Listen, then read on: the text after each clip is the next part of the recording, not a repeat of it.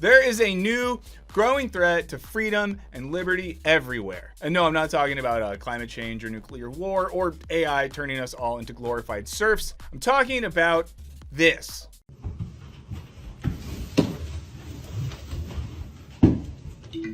Yeah, TikTok. Calls to ban the absurdly popular platform reached a fever pitch when it was put under the microscope at a recent congressional hearing. It was a wild sight. Politicians of all stripes were practically foaming at the mouth as they interrogated CEO Shou Zishu. If a C-SPAN loving alien watched the hearing, they'd conclude that TikTok is a bigger threat to American safety than, that millions of AK-47s purchased at Walmart by 9-year-olds. The hearing featured all the usual secondhand humiliation of watching geriatric politicians talk about internet. So if I have a TikTok app on my phone and my phone is on my home Wi-Fi network, does TikTok access that network?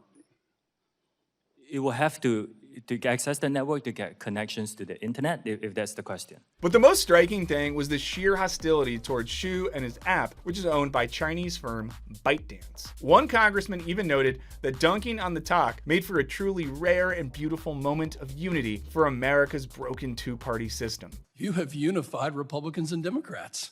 Maybe there is hope for our divided nation after all. Thanks, China. From how politicians were talking, it appeared that young people watching deepfakes of politicians playing video games are being indoctrinated to become super soldiers for the Chinese Communist Party. They can choose what you see and how you see it. They can make you believe things that are not true. They can encourage you to engage in behavior that will destroy your life. So why all the hate? Is TikTok a uniquely dangerous social media entity? Or something way more complicated going on? Let's find out in this Wisecrack edition. Is TikTok the devil now? For context, one focus of the hearing was TikTok's practice of collecting and selling user data. And I know what you're thinking, Michael, don't all social media platforms do this? And don't you complain about that practice in all your little videos? And yes, of course they do. And yes, of course I do. And I have no intention of stopping. So you can just deal with it, Doug. Thing is, by all accounts, there's actually nothing particularly distinctive about TikTok's practices. Wired reporter Louise Matsakis notes, TikTok's data collection practices aren't particularly unique for an advertising-based business. iOS security researcher Will Straffich agrees, saying the app appears to collect very standard analytics information, which makes it pretty tame when compared to some of its competitors. Which brings us back to the question, why is TikTok being singled out? Here, we gotta point to the China-shaped elephant in the room, because the only thing that really makes TikTok distinct is that it's owned by a Chinese company, located in China, which is governed by the Chinese Communist Party. Given this, it's no wonder that some have compared the recent outcry to the Red Scare, which is the two waves of 20th century American anti-communist hysteria. It's also the name of a podcast where two leftists turned into alt-right psychos right before our ears. Now, the Red Scare is when the US government and other entities went ham trying to root out communist threats, a process which included a fierce campaign against suspected subversives in the federal government and Hollywood. Thousands of accused folks, who usually just had past or present ties to various leftist movements, saw their lives ruined. They were deported, fired, blacklisted, even executed. The Red Scare was justified simply. Communism posed a clear threat to America's politics and national security. But when you peek beneath the surface, it's way more complicated. Now, to explain, we're going to focus on the second Red Scare and its attack on Hollywood. The House Un-American Activities Committee, aka HUAC, began investigating the film industry in 1946. They subpoenaed over 40 actors, screenwriters, directors, and so on to discuss the communist infiltration of Hollywood, basically demanding they tattle on friends and colleagues. Now, some, like Elia Kazan, snitched like cowards and ruined the careers of their former colleagues along the way. If hell is real, he's there directing plays and snitching. But the Hollywood 10 all refused to testify and were subsequently indicted and imprisoned for their resistance. At first, the major studios, united under the Motion Pictures Association of America, vocally supported the Hollywood 10. But mere days later, they abruptly reversed course, denouncing and suspending all 10 without pay. This decision, scholar John Lewis argues, would change the face of Hollywood forever. Now, we can't get too deep into Lewis's argument because time is a thing, but we're gonna give you the gist. After their public reversal, the MPAA created the Hollywood blacklist, which banned anyone HUAC deemed a subversive from working in Tinseltown. Warner brother Jack Warner told HUAC that communists were pests and said, "My brothers and I will be happy to subscribe generously to a pest removal fund." Also, this is what some of you sound like in the comments whenever we talk about Marx. While the blacklist is typically branded as a painful, torturing, politicized interlude that the industry totally regrets, scholar John Lewis views it differently. In his opinion, money is critical to understanding what happened. He writes, "Of course the Red Scare was political, but in Hollywood it is difficult to separate the ideological from the industrial." Lewis argues that the Red Scare and the blacklist, far from putting Hollywood into jeopardy, actually saved the industry. See, at the time, Hollywood was in deep Box office revenue was slumping, television posed new competition, and there was increased federal interest in regulating the big studios, who also had to reckon with the demands of powerful unions like the Screen Actors Guild. With the arrival of the blacklist, the Hollywood studios began what Lewis calls a complex and collusive business strategy to stave off government regulation. As such, Hollywood's working relationship with HUAC was less a concession than a strategy on the part of the studio establishment to regain control over the marketplace by promising to weed out subversives as well as remove leftist sympathies from its films. The MPAA earned certain aspects of self-regulation they still enjoy today. And I love this because Hollywood is still considered this bastion of leftist inequity by certain parts of the American political public.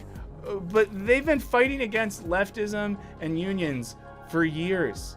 Come on, guys. Come on. Wise up. Now, in particular, the prominent Jewish population that constituted some of Hollywood's original power players came under attack, including via virulent anti-Semitism openly expressed and applauded in Congress. Today's Congress would never stand for that.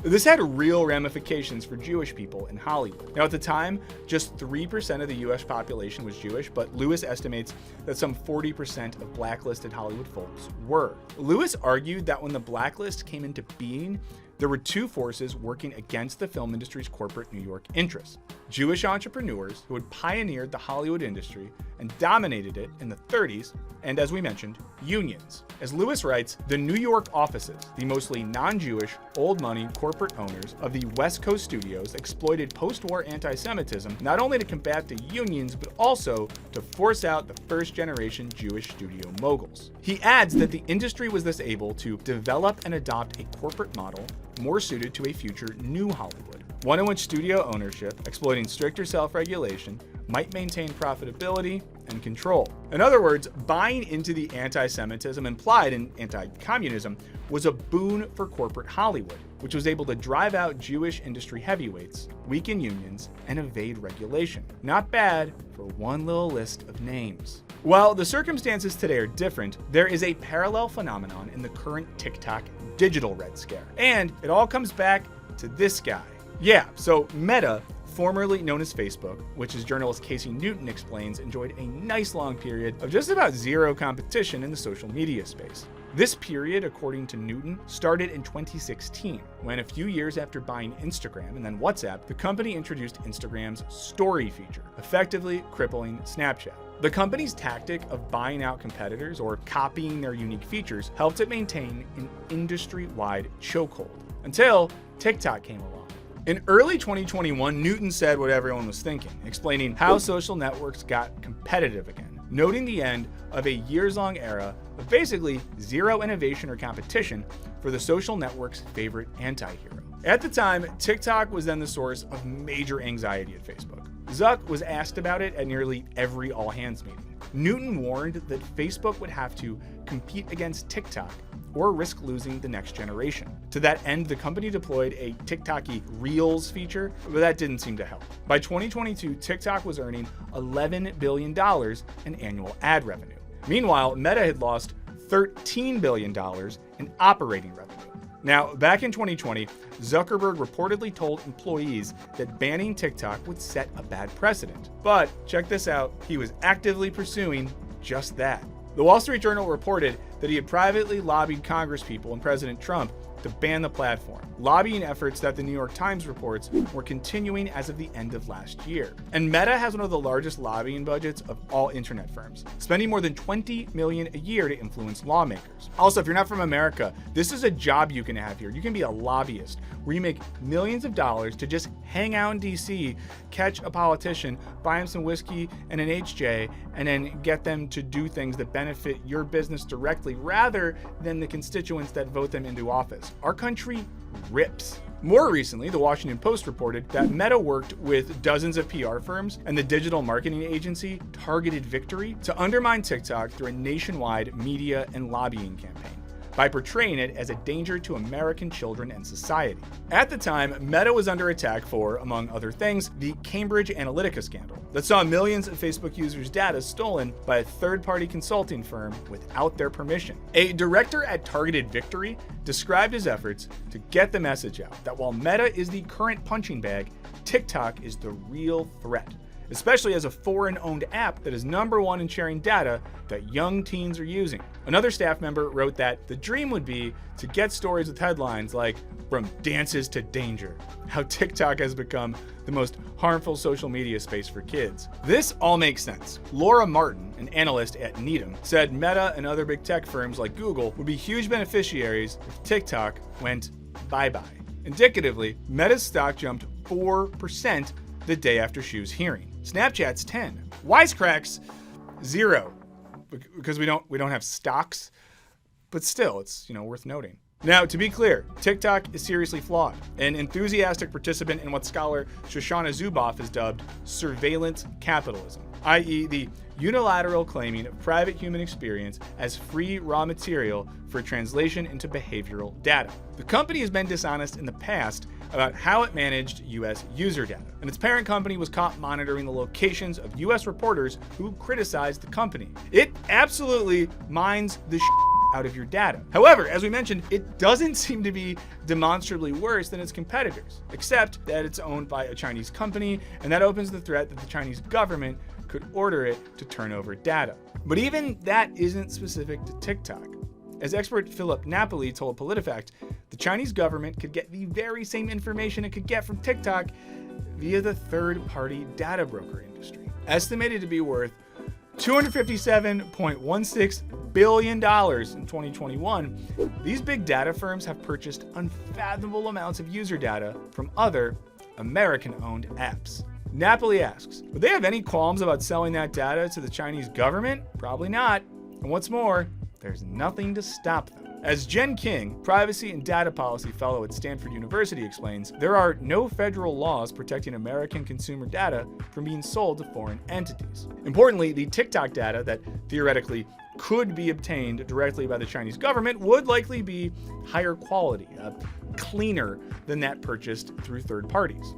So TikTok's risk is very real. But even with that said, there are other enormous Chinese-owned companies with similar practices, like fast fashion giant Shein, which is currently trying to raise $2 billion for its public offering and is certainly not being called to testify before Congress about its data collecting practices. While the anxiety about TikTok and the Chinese government mining United States data is obviously politically charged, it also speaks to a larger issue: the enormous, unchecked power of big data. As philosopher Byung-Chul Han writes in Psychopolitics, big data is a vast commercial enterprise. Here, personal data are unceasingly monetized and commercialized. Now people are treated and traded as packages of data for economic use. That is, human beings have become a commodity. Han argues that in practice, data mining takes the classic panopticon prison and internalizes it within each of us. The digitalized, networked subject is a panopticon of itself.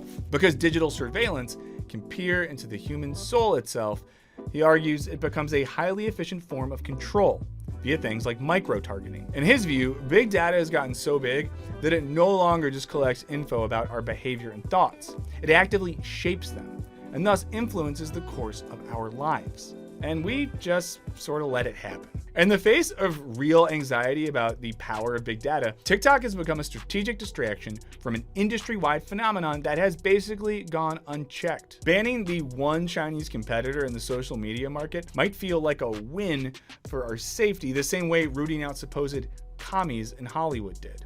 But as with Hollywood's blacklist, this might arguably just act as a smokescreen for the industry at large to fend off meaningful regulation. Evan Greer, director at the tech activism organization Fight for the Future, argues that every day that lawmakers waste hand-wringing about TikTok is another day that we don't have a national privacy law in the United States. Rather than singling out TikTok then, maybe we should be talking about why big tech has been able to profit off of our personal data and our lived experiences with basically zero government intervention. Scholar Aram Sinreich explains that the US is way behind most other industrialized nations in terms of creating sweeping data privacy regulation. He pinpoints one important reason. A lot of that is because of the countless millions of dollars that get spent by big tech firms like Amazon and Meta and Google lobbying the US government to allow those businesses to continue their data extractive business models. The tech industry's resistance to regulation and focus on slamming TikTok as uniquely bad recalls Hollywood's willing embrace of the blacklist. Just as the mythical Jewish communist was Hollywood's boogeyman, now Chinese-owned TikTok is being demonized. And if the ban succeeds, Meta would likely be able to reconsolidate control over the industry and continue to evade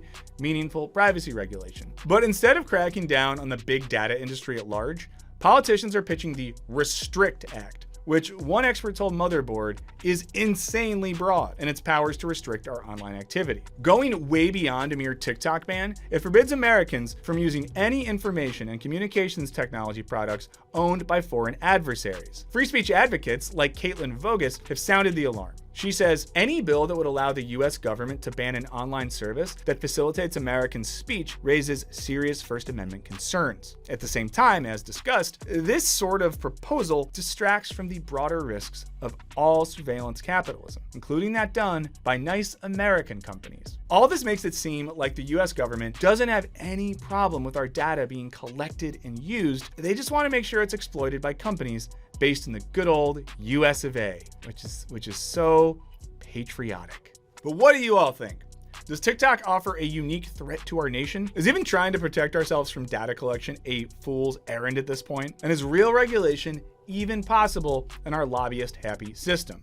Please let us know what you think. Huge shout out to all our patrons for supporting the channel. In doing so, they get videos early with no ads. They get extra audio and video content. They get on our Discord server. Oh, it's so great. And also, we don't know how to use Patreon that well, so we're not looking at your data. So also, that's pretty fun. But thanks to all of you for hanging out, watching the videos, engaging, debating, commenting, liking, subscribing, feeding the algorithm, helping us keep the lights on. It really means a lot, and we appreciate it. So in the meantime, I guess have fun with TikTok trends while you can, and we'll see you later.